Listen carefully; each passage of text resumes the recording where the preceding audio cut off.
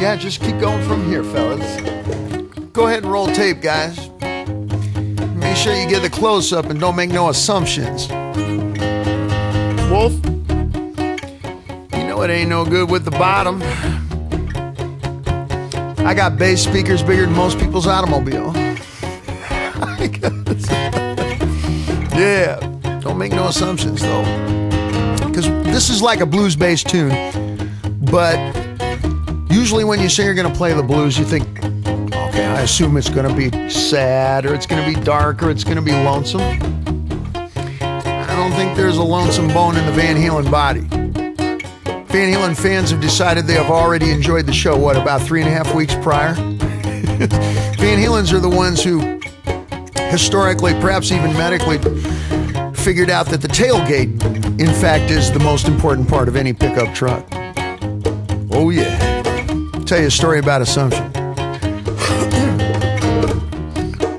It was about 1979, and we were Flavor of the Week for the very first time, and I got a call in the office, which was over at the famous Hollywood Athletic Club. Remember, there was a swimming pool downstairs, and this is where Charlie Chaplin and Errol Flynn and all of these characters, you know, from the 1920s used to hang out and go meet their groupies. It was very appropriate for us at the time. He'll never tell you that, I will. And I got a call. The secretary came in and said, Dave, there's a young Mr. Jackson on the telephone. True story.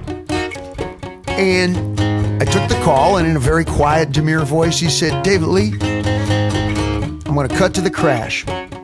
I've got all the hits. I hold the records, he said, but I need something to put me over the top. And I was, think of who I was back then in 1979 with the hair and you know, and I looked down, and I was wearing the 2 white gloves. We had been doing a photo session, and I had the 2 white gloves on that I wore then, which was like vaudeville. That's, you know, Al Jolson, Mammy, or Mickey Mouse. No comments.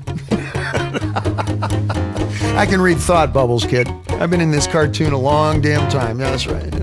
3 little dots in a cloud. Yeah, that's right. Yeah.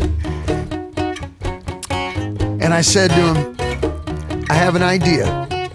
Mr. Jackson, 1 white glove. 1 white glove. Well, it was about 6 months, and 1 out of every 3 little kids walking out onto a baseball diamond in inner city urban United States and worldwide, every single one of them had a 1 glove, just like Reggie Jackson, one of the greatest baseball players, one of the greatest hitters of all time. I'm sorry. Were you just making an assumption? I warned you. I warned you.